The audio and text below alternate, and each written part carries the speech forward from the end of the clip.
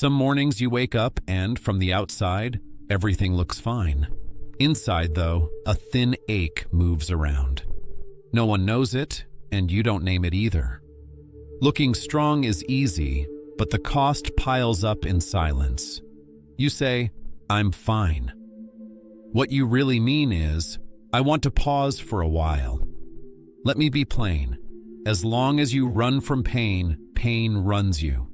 The more you numb yourself, hide, and build walls, the smaller jolt from the world finds the fragile spot inside. Saying, "They did this to me," feels easier. Yet most of the time, what hurts you isn't the outside. It's an old, unclosed wound within. The outside only presses the button. The mechanism turns on inside. You imagine you know this mechanism by name. Often you don't. As Jung said, the things you don't make conscious will direct your life, and you'll call it fate. A word, a silence, a look. Why does one throw a storm through you while another passes like wind? Because it's not what happened that matters. It's where it hit you. And where it hits is usually the area you avoid, the piece you keep saying never mind about. For years you've lived by this tactic.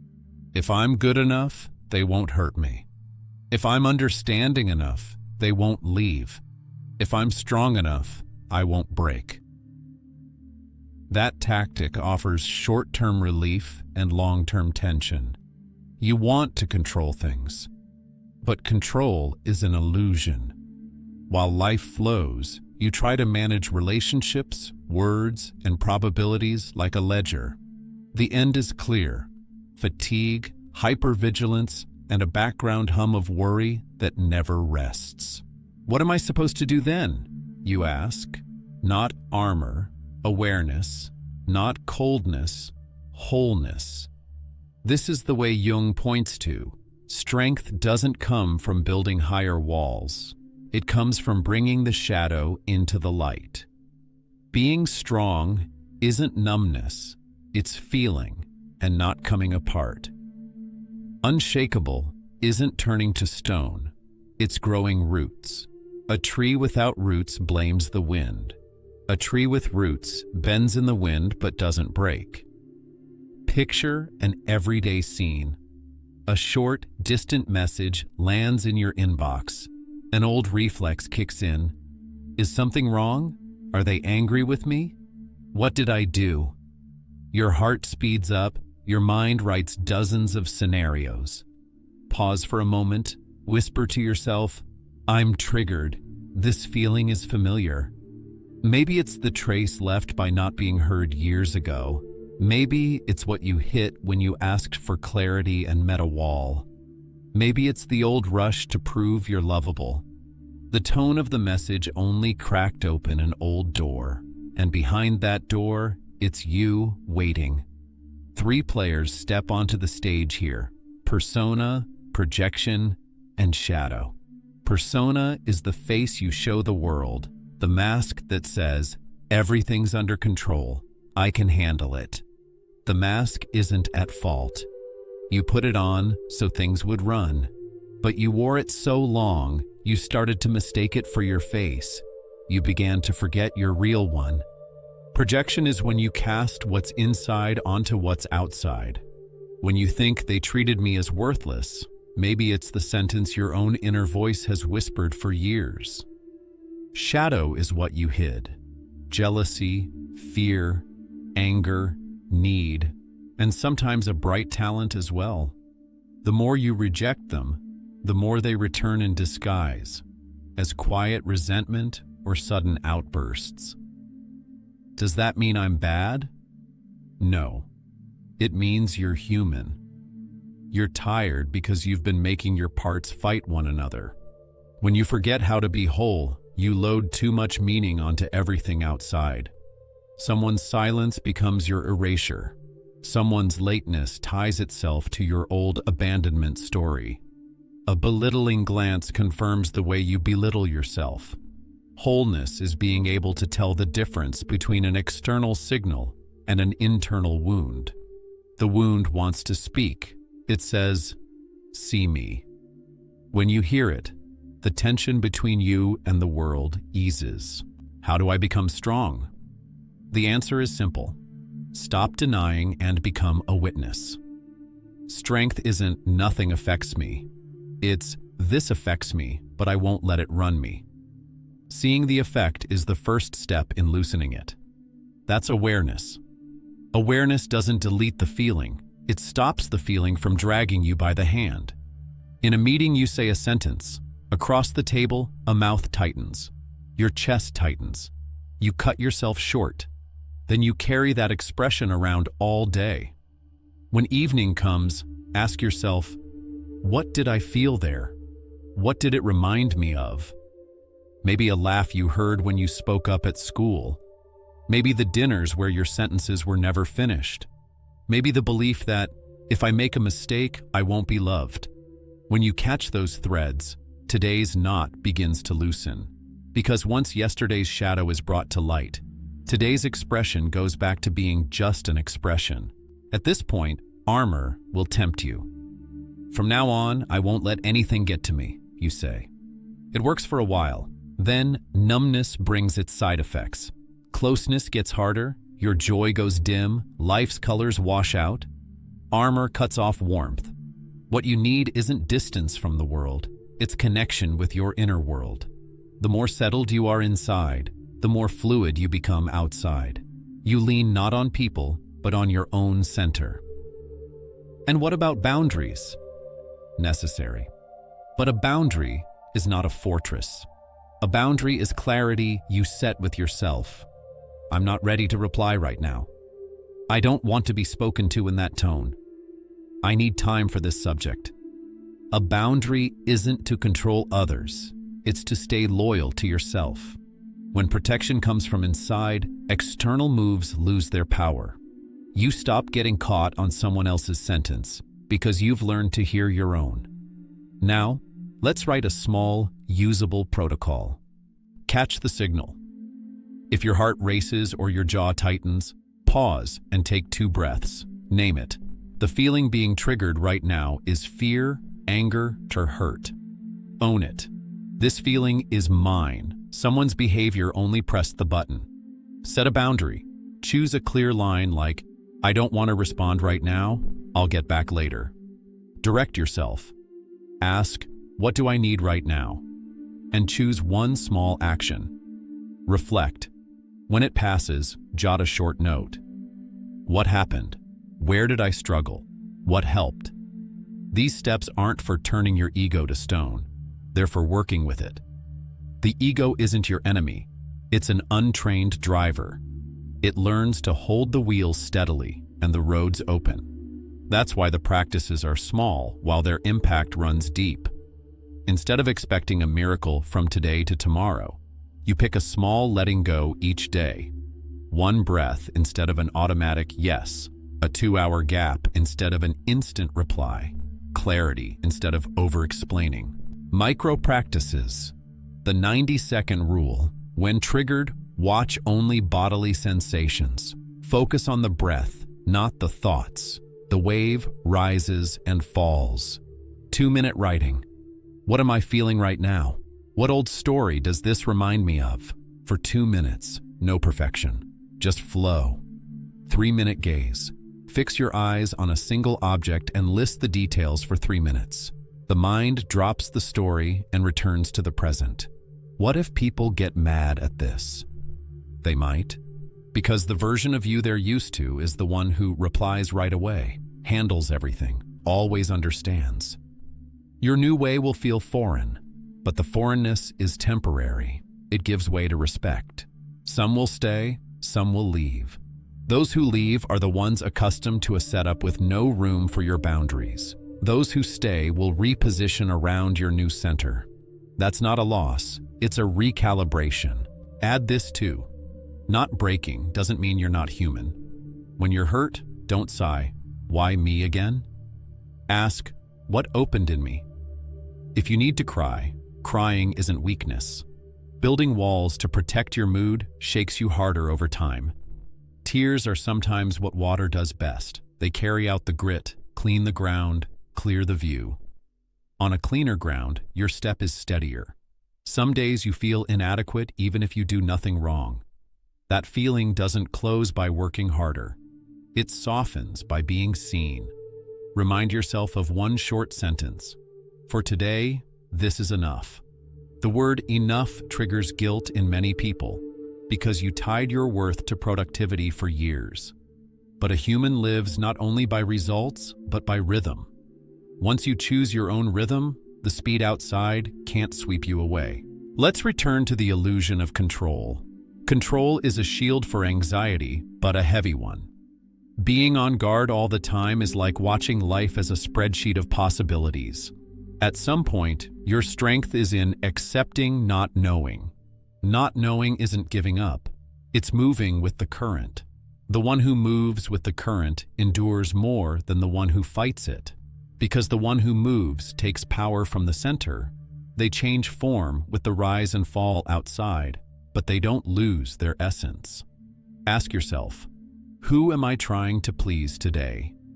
If the answer is everyone, you'll please no one, and least of all yourself. Everywhere you bend to please, your inner voice lowers. When your inner voice lowers, every outside voice sounds loud. Calling your voice back isn't turning others down, it's finding your own dial. Once you find that dial, some sentences become lighter. You don't have to understand me. I understand myself. I don't want to respond right now. That's hard to hear. I'm going to prioritize this need of mine. These are not for starting fights. They're for clarity without conflict. When clarity meets gentleness, respect follows. And yes, some people will still hurt you. Some words will still land hard. But when you come together inside, those words don't find a place. Coming together inside doesn't mean silencing your parts one by one. It means giving each part its rightful seat. Fear does its job of warning, but it doesn't grab the wheel. Anger marks the boundary, but it doesn't take the mic. Vulnerability opens the door to closeness, but it doesn't define your identity. Then your feelings stop being enemies and become your team. Back to the start one last time. What does it mean to be unshakable?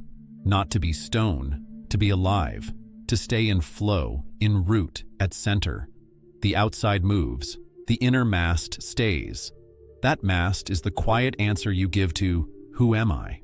It isn't a slogan, it shows up in small, daily choices. A breath instead of an automatic yes. Time instead of a rushed reply. Responsibility instead of blame. Bond instead of armor. That's it. I'll leave you with one sentence. When you meet yourself inside, there's nothing left outside that can easily break you. Put that in your pocket. On a hard day, reach for it and find it there. Then take one breath and keep walking, this time staying close to yourself. If you do one thing today, try this. In one moment when your hand shoots out in a hurry, draw it back. Create a 2-breath space. Ask, what do I need? A small no might be a large yes to yourself. When evening comes, write down that small moment. As small moments accumulate, a new center of gravity forms inside. You've begun to find your center. Now it's time to place it inside the rush of daily life, inside the weight of words and the noise of silences. Unshakability doesn't come from armor. It comes from clarity. Clarity is the unhurried answer you can give to the question, what's happening? That answer doesn't suppress your feeling. It gently takes the wheel from your feelings' hands. Let's start with the shadow. The shadow grows when you chase it away. It speaks when you invite it. At the moment of a trigger, first notice. Which part of you wakes up? Jealousy, worry, the need for approval? Then name it with a single word. Next, differentiate. This feeling is here, but I am not this feeling. Finally, integrate. What is this feeling telling me? What need is it pointing to? Jealousy often says, I want to be there too. Fear says, I need some reassurance. Anger says, a boundary was crossed here. Once you hear the message, the wave recedes. The feeling's job is done. Now look at persona. Over the years, you picked up a few roles that look smooth. The one who fixes things, replies early, manages it all, stays composed. They all helped. But what did they cost? Ask 2 questions for each role. Where does it help? Where does it steal from me? The side that always replies quickly builds trust, but shrinks the space you keep for yourself. The side that stays composed is useful in a crisis, but delays the expression of your sadness. You don't have to throw roles away, make them flexible. Flexibility is the human luxury. When needed, you lower the mask and let your face breathe. Projection is mistaking the inside for the outside. If someone sends a short message and you read it as, "I'm being devalued," your inner voice may have been whispering that line for years. To clear the fog, keep a small notebook. Write the sentence you heard. Note the automatic meaning your mind supplied. Recall where you've heard that meaning before. Strip the event down to the bare facts. Then offer yourself a new frame. A few lines of this ritual call the shadow back from your shoulders. Your shoulders lighten, your stride changes. Boundaries are the language of quiet strength. Boundary sentences don't need to be harsh. They are simple and calm. I don't want to go into this right now. I don't want to continue in that tone. Let's speak more softly. I can't respond at the moment. I'll come back later. If I say yes to this, I'll feel drained. Let's find another way. These sentences are not for starting fights. They're for clarity without a fight. When clarity joins courtesy, respect grows.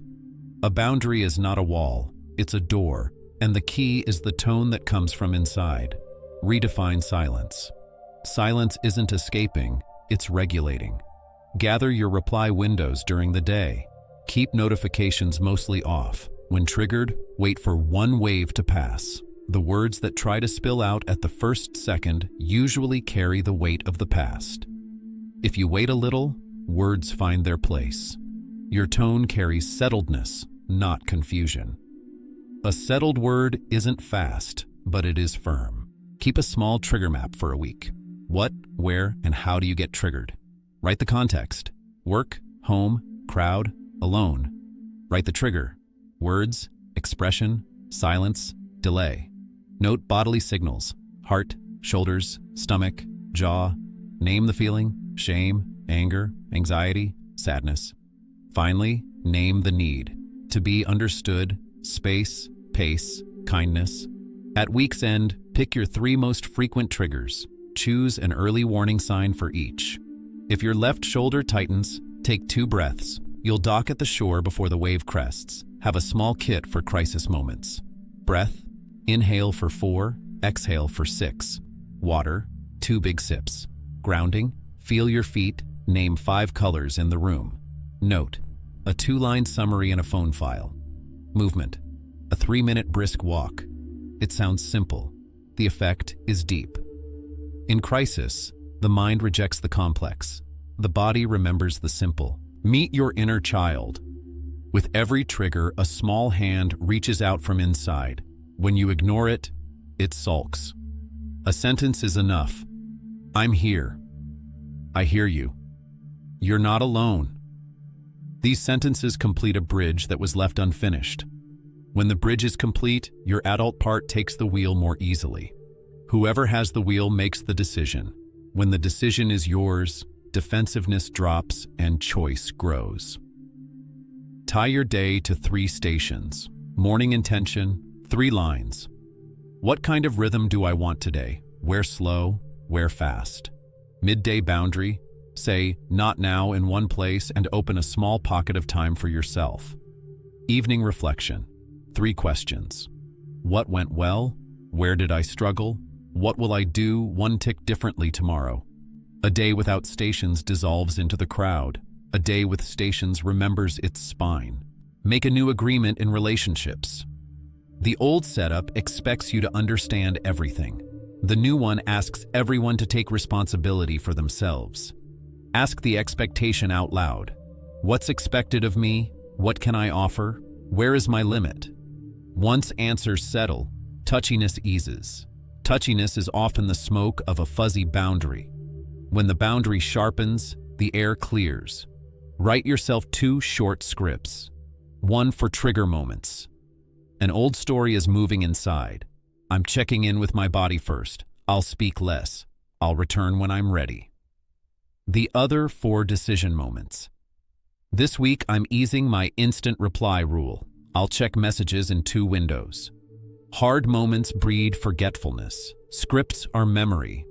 A sentence you write to yourself is a shoreline in the flood. Practice respectful clarity at work. To keep this deadline, let's narrow the scope. Let's fit the meeting into 25 minutes and reserve the last 5 for decisions. I can't take new work right now. Let's prioritize the list. Often a no is the way you protect your yes to what matters.